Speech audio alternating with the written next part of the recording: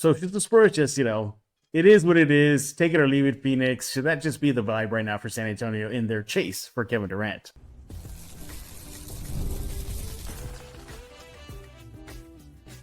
You are Locked On Spurs, your daily San Antonio Spurs podcast, part of the Locked On Podcast Network. Your team every day. Hey, welcome back to Locked On Spurs. We're in the Locked On NBA Network. I'm your host, Jeff Garcia, Spurs writer for Ken's Vibe San Antonio. Glad to have you all back. Happy Friday, everybody. TGIF. Hope you're having a great day. And as always, we thank y'all for making Locked On Spurs your first listen each and every day. Friend available wherever we get podcasts, iTunes, Spotify, Ken's Vibe, plus app, YouTube. You know what to do. Go subscribe right now. Leave a comment at the Locked On Spurs YouTube page. We're reading a future episode of Locked On Spurs. What are we talking about today? We're going to be looking at, yes, I know, more Kevin Durant Spurs stuff, but kind of a twist now. It feels like we're at an impasse already, right? It feels like, all right, Phoenix, this is the best it's going to get. Take it or leave it. Should the Spurs just really stop? Just stop trying to put more assets on the table for the Suns to probably, say, yeah, okay, San Antonio, we'll go with you, not Miami or not Houston. So we're going to talk about that, get into some draft news, and then play a game of buy or sell. You know how that goes. Our guest has no idea what I'm asking him in the final segment. Let's go and bring him on. He is back, everybody. He is Matt Guzman with Spurs on Sports Illustrated. Follow him on X at MattGZMAN. And he knows better to not ask random questions during a specific event for the San Antonio Spurs. Matt, welcome back, buddy. Thanks for having me back. And you're right. I was trained by the greatest not to do so. Hey, was it weird after you asked that question, or whoever that guy was? Like, No, you defeated? I think I was hoping that somebody would, so that would happen, because it would open the floor for me to actually ask a good question. In contrast, I think Harrison would have warmed up. But no, I mean, it was just a little awkward, I guess, in the moment, because he would shut down pretty quickly, but everyone just kind of moved on. Yeah. Well, good on Harrison, by the way. He kind of answered it a little bit. He was like, we don't listen to that stuff. So, but anyway, you want to go to check out Spurs on Sports Illustrated. Matt is the big chief out there. He has a lot of articles, including what happened at a community event for Harrison Barnes and his wife, what they did for the Spurs fans, or just the community, I should say, of Austin, Texas. Go on his Instagram, or I should say X, which is at MattGZMAN. All right, so why is Matt here? I guess I know everybody. Yes, I know more KD Spurs stuff. I know. Matt, by the way, are you kind of tired of this already? It feels like it's rinse and repeat every day, isn't it? It definitely is starting to feel that way, especially I've noticed a trend. In the morning, it's the Spurs are not even talking to the Suns about Kevin Durant, and in the evening, it's Kevin Durant wants to play for the Spurs, and in the morning, it's only the Rockets, and then it just kind of keeps going on and on. Yeah, it keeps going. All right, well, with that being said, as I said in the intro, Matt, it kind of feels like all the parties involved, the Suns, the Spurs, all the other teams that are reportedly in the mix, it feels like we're at an impasse now. It feels like this is, for the Spurs side, as I said, this is it. This is the best offer we're going to do. We don't know what the specifics are, but from what reports say, it feels like number 14, Devin Vassell. Once in a while, you hear Jeremy Sohan, Keldon Johnson's name pops up. And that's it, Phoenix. That's it. This is the best it's going to get. Should the Spurs just stop already? Just kind of go with the mindset that whatever happens, happens now. Absolutely. And the funny part is they kind of have. I think from everyone's understanding, the Spurs have not put in an all-out bid by any means for Kevin Durant. They haven't been keen to include their prime trade bartering pieces, the two-pick Stefan Castle. They really haven't wanted to include something like that for a star, who's got 1 year left on his deal, $54 million, and he's expiring. And there's no doubt that, the Spurs would love to see what Kevin Durant might be able to do for this team or with this team. But at the same time, it's more about whether or not, they're willing to include XYZ in trade talks. And I think that's something that is very important to these talks and conversations. Yeah. And look, I get it. You're Phoenix. You want to get the best available, package you can get, whether it's San Antonio, Houston, or whatever team's involved. And I think that's the course they should go with. They should not be, bending over backwards to a certain degree for Kevin Durant. They still have him technically under contract for 1 more year. Sure, Kevin, thank you for your list of preferred destinations, but, as an organization, we got to move forward in the best way available. And, you shot down Minnesota, which I thought, at least reportedly, had the best offer so far for him. I mean, you're Phoenix. I think you should have just pulled the trigger on that and just said, pretty much Kawhi Leonard him and send him off somewhere else, not where he wants to go. You know, you sort it out later on when you're a free agent officially, Kevin Durant, whether that's in Minnesota or wherever you do not want to go. So I think that's where they're at right now. For Phoenix, again, I get it. You're going to hold on to the last minute to see what team's going to pony up the best bid. Perfect. But for the Spurs, I don't think it's a win-loss situation. I think it's a win-win situation. If you trade for Kevin Durant and you only give up that minimal package that at least is reported, great. And if you don't, oh no, you might get a Dylan Harper in the draft, and you keep some young pieces that already know are familiar with Wemby and the system. So I think that's what the Spurs are right now. It's whatever happens, and I think either how you steer that boat, Matt, it's going to be okay. The Spurs are going to be all right. Yeah, for sure. And you know what you outlined is, you know, maybe you trade Kevin Durant and you only give up this. You know, the thing is with this trade and with the way that these things are, or with the way that this thing is going, you know, it's not maybe you give up, you know, only this for Kevin Durant. It's if they trade for Kevin Durant, they will only give up that, you know. And so I think to your point, it is a very much a win-win situation for the Spurs, because if they add Kevin Durant, you know, they're not going to look at giving up too much, and you know, they'd add Kevin Durant, they'd still have the number 2 pick, and they'd still have Stephon Castle. You know, if not, exactly. you have Devin Vassell, who's still, you know, looking to have that breakout season, looking to increase his productivity, and I think that he's trying to do that. On top of adding Dylan Harper, on top of keeping around Harrison Barnes, Jeremy Sohan, you know, this is a team that, you know, there's not really a wrong way to go about this next season. Yeah. I think some of the images I just flashed on the screen right now, everybody, Devin Vassell, you know, Dylan Harper, you see your screen right now. You know, this is the pieces the Spurs will have to fit around Wemby, which I think are great fits. They're going to be fine. This team's going to be good. No, look, of course, who does not want to have a basketball Hall of Famer on the roster? Spurs fans got to get a little bit of a taste of that last year with Chris Paul, but all signs are pointing he's not returning. But man, you know, I think the Spurs should just kind of like leave their best bid on the table for Phoenix, and then be, you know what, okay, get back to us when you were ready to, you know, tell us whether you're going to go with us or Team A or Team B or Team C, and that's it. Because look, we're just watching this from afar and reading the reports, and it's exhausting for us. Can you imagine the Spurs right now in their camp, and you know, Kevin Durant and his camp, you know, and the Phoenix Suns is trying to pull and pull every little piece they can get. Again, I get it. I would do the same thing if I was Phoenix GM. But yeah, I think we're at the point now, Matt, that billing reports come out between now and then, whenever it happens. And okay, but here's the question though: do you think ultimately, let's just say I'm making this up, it's Houston, all right, or whatever team finally agrees to make a deal with Phoenix, and Phoenix agrees, do you think that trade is going to be underwhelming? Do you think we're going to go back and look and be like, that's it? That's all it took for KD? I think, yeah, I like what you mentioned, going back and looking at it, because if you're looking at this a few years in the future, you're going to be like, you know, what the heck happened? Why are the Suns only getting 1 or 2 first-round picks or 1 or 2 players? But, you know, that's kind of the reality of this situation. It's very interesting. You know, there's several teams interested, and at the same time, it seems that Durant's camp is actively working against the teams that Durant doesn't want to go to, trying to scare them off from a deal because, hey, he's not going to sign an extension with you if you trade for him. And so you kind of reach this threshold where teams, sure, are still willing to deal for him on the guys that he's going to be there for 1 season. Maybe they feel like that's their year to contend and try and win a championship. But, you know, there's only going to be so much on the table for teams willing to make a deal like that.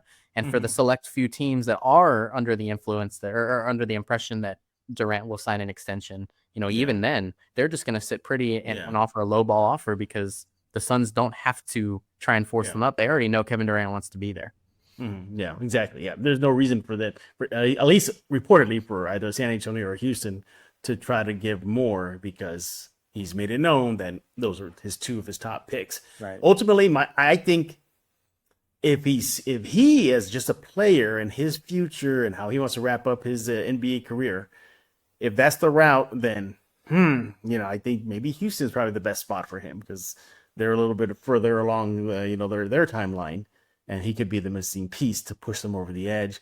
The Spurs, if he comes to San Antonio, he'll come to a damn good team, but it's not title contending already. It's not. Even with him, they'll still be maybe a couple years away from that happening, but we shall see. But yeah, if you're like us, we're pretty getting tired of all this. Look at Matt pretty much gave me the record player sample there. It just says it's Spurs are involved. What is it, Matt? Spurs are involved in the morning.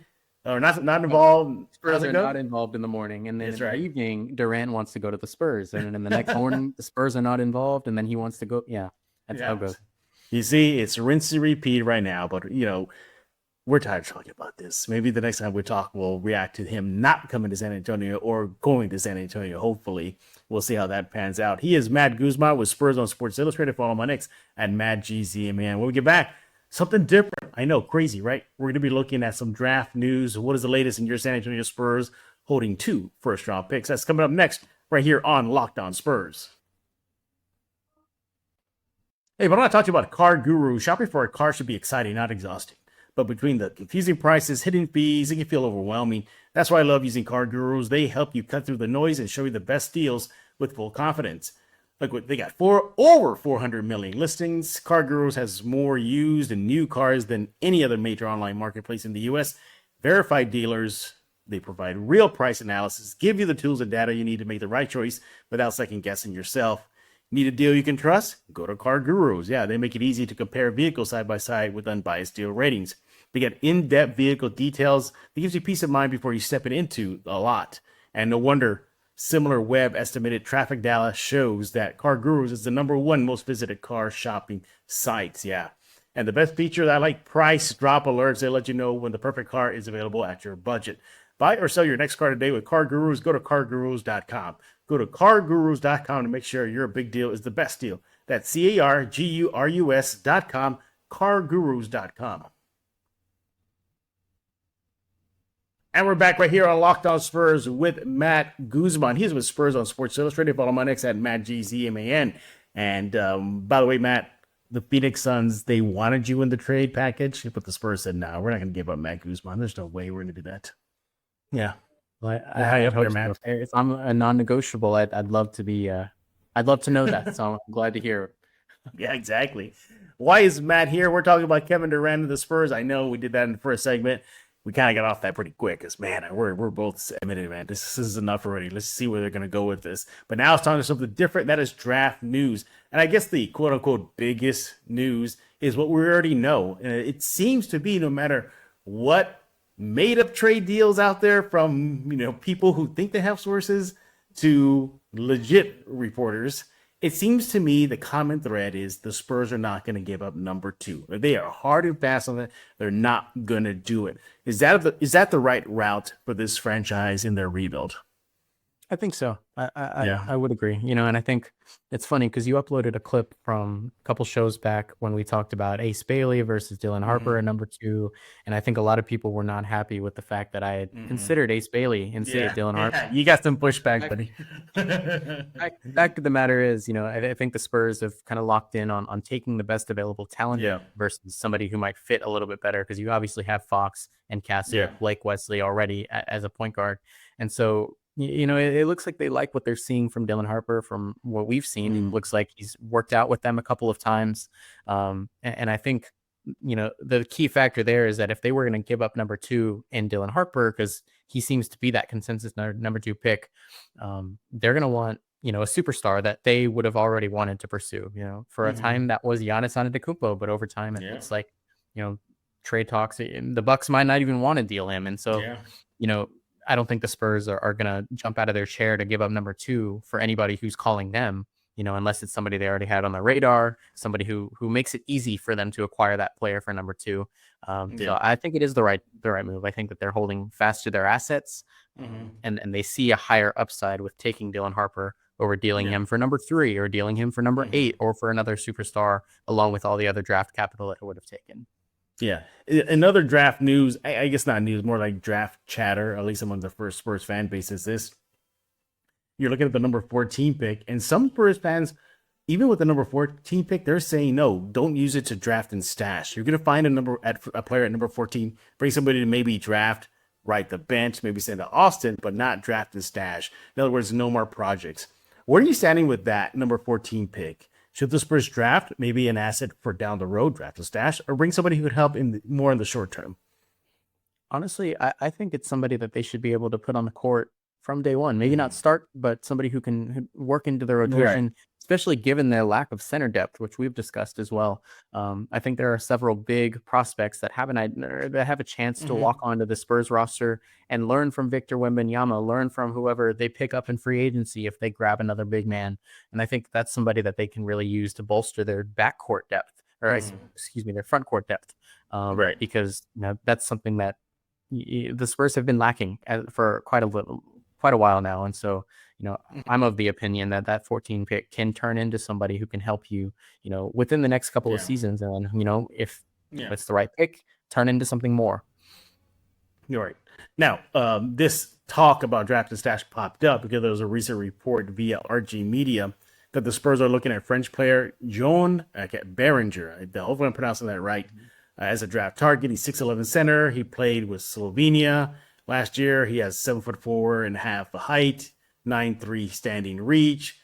The scouts describe this guy with strong shot blocking instincts, but he is a project and he is a raw player. But if you look at several mock draft boards when it comes to the international players, he ranks right up there. He's not like at the bottom of the barrel, at least among international players.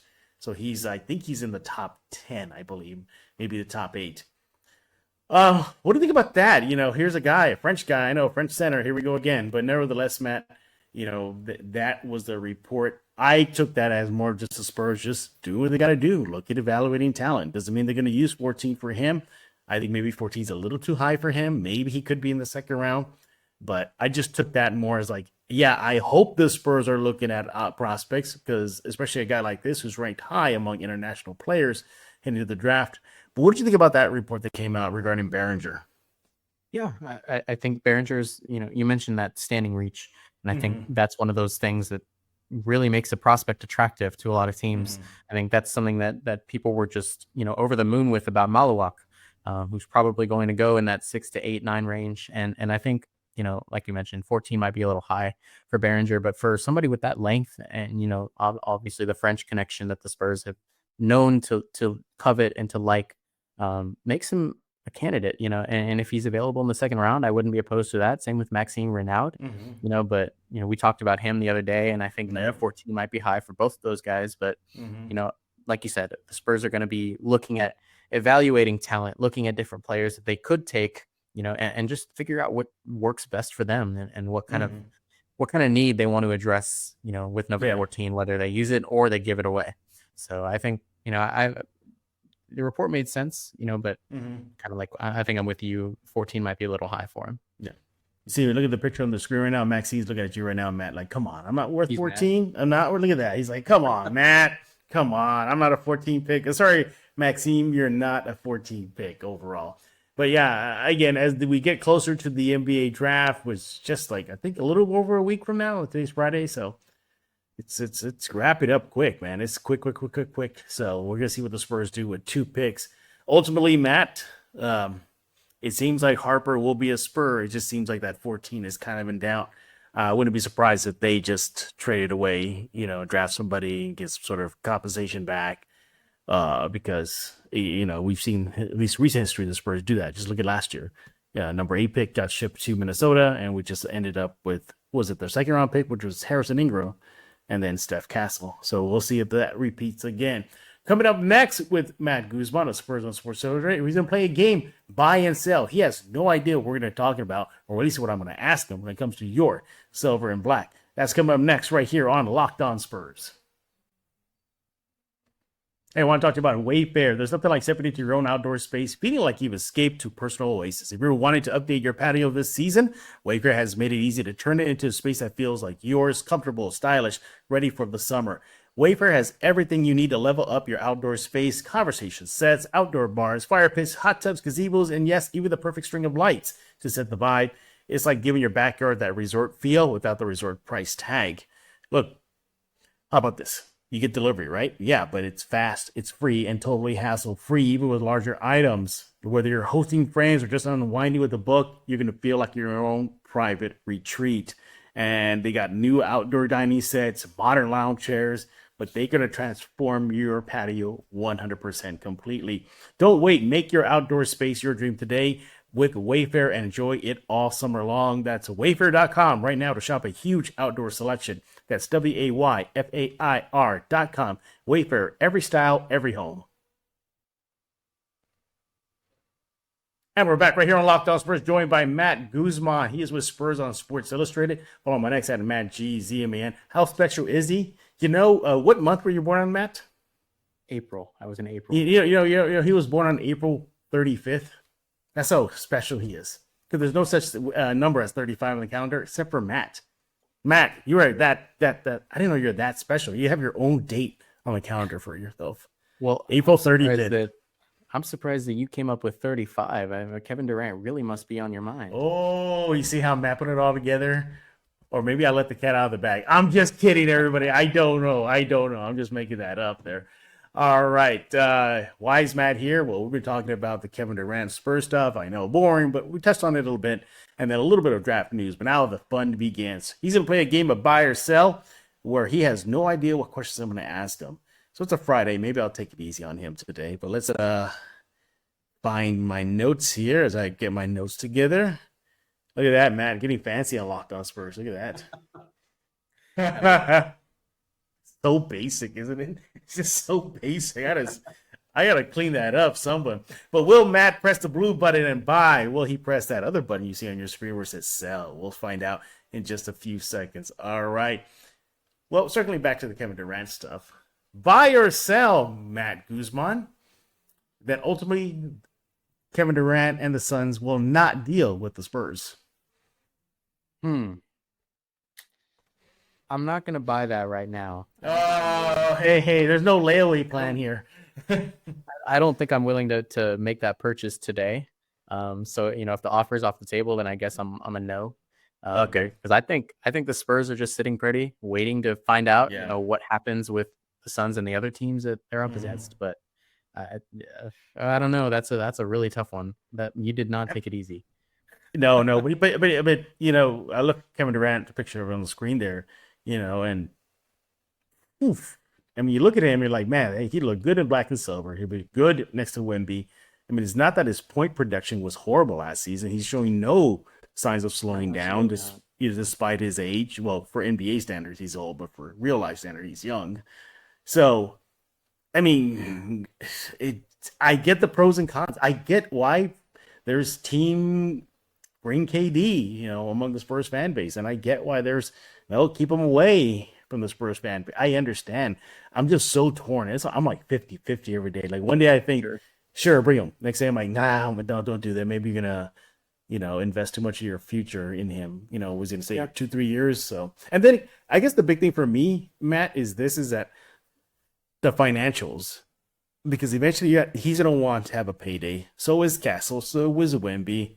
Sohan is on deck too. So it's just a lot of money for a team that historically has never really gone beyond the cap space, Matt. Yeah, absolutely. And that's going to be a problem, for a lot of these young teams that are still building, Spurs included. I think that was one of their biggest worries about going after somebody like Giannis, because you bring him in, all of a sudden you've got his contract and he's going to be paid the most possible for a player for 5 or 6 year extension. That's what Giannis is going to command. Same with Victor Wembanyama. The most he is eligible for, he will get. And so I think, when you look at him, it definitely, it kind of scares you a little bit financially. With Kevin Durant, it's not so big of a deal, especially if you're only going to be on the books for 2 years or maybe 3 years, but at the same time, that is a concern, because in the time that Kevin Durant will be on extension, if he were to come to San Antonio, you're going to be due to pay Victor Wembanyama, and not to mention you still have to pay Fox likely this summer, to extend his contract for a few more seasons. And so I think, there's always that worry. At the same time, I think the Spurs aren't too concerned with it. I think that they like the culture they're building, and perhaps some of the players that are, part of that core would be willing to take, a pay cut of some kind to keep that team together. And I think it's something they're going to have to deal with over the next couple of seasons. But, Kevin Durant especially will kind of jock up the price of the team in general. But you just hope that, it doesn't break the bank for the 2-3 years that he will be in San Antonio. Now, I left the picture up there during your take right now. Not because I didn't want anybody to see you, Matt, but could you imagine That guy wearing silver and black next to Wemby. See, now that if he was still on the table, if Giannis was still on the table, Matt, oh man, I might be telling the Bucks there. All right, here's number 2. I don't know. Would you have done it? I would. I would leverage number 2 for Giannis, but I think what concerns me more is what else Milwaukee would demand, you know? Yeah. Just look at that team. What could have been? What could have been?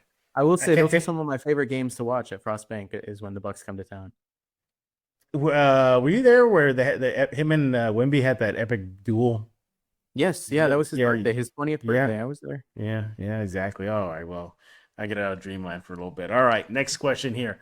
Buy or sell that De'Aaron Fox's time in San Antonio will be shorter versus longer. Cool. He's going to hide. No, he's buying. He's buying. Interesting. Yeah. Why are you buying? Why are you buying that?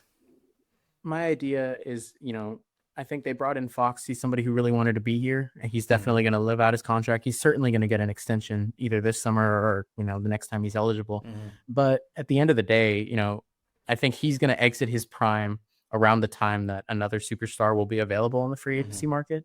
And I think at that point in time, Victor Wembanyama is going to be, probably top 5 player in the league, perennial all-star, perennial all-NBA.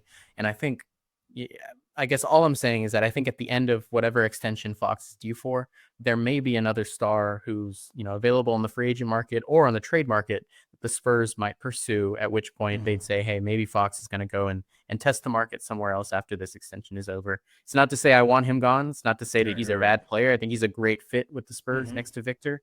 I just think that by the time his next contract extension is due, there may be somebody else on the market or somebody else already in San Antonio via trade that they might prioritize financially.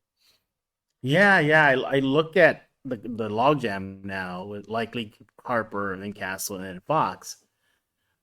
And I'm like, man, if Harper turns out to what we think he'll be, and if Castle's star keeps on rising, Fox might be the odd man out. He might be, because unlike the other two, he's not as positionless as Harper and Castle are. He's a guard. Now, point or shooting, he's just a guard.